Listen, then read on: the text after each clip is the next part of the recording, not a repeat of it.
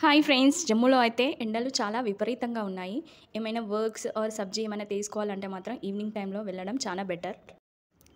మాకు నియర్ బైలో అయితే ఈ షాప్స్ అయితే ఉంటాయండి. వన్ థింగ్ బెటర్ ఏంటంటే అన్ని షాప్స్ పక్కపక్కనే ఉంటాయి. సో నాకు ఏది కావాలన్నా నేనైతే వెళ్ళేసి తెచ్చుకుంటాను. ఎందుకంటే మా బావకి డ్యూటీస్ ఉంటాయి. సో తను రాలేడు. సో అందుకనేసి నేను ఒక్కదాన్నే అయితే వెళ్ళి మా బావకైతే డ్యూటీ ఉంటుంది కాబట్టి ఇంకా తనైతే రారు. ఆల్మోస్ట్ ఎప్పుడైనా ఫ్రీగా ఉంటే మాత్రం వస్తారు.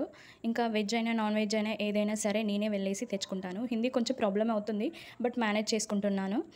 ఇక్కడికి వచ్చాక అన్నీ అలవాటు అయిపోతాయిలేండి. బిఫోర్ మ్యారేజ్ అయితే ఎటు వెళ్ళేదాన్ని కాదు, బట్ ఆఫ్టర్ మ్యారేజ్ అయితే ఇంకా అలవాటు అయిపోతుంది.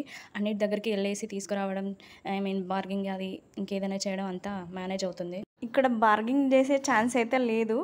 ఇంకా డైరెక్ట్ ఫిక్స్డ్ ప్రైస్ ఉంటుంది. సో ఆ ప్రైస్కి అయితే తెచ్చుకోవడం అంతే.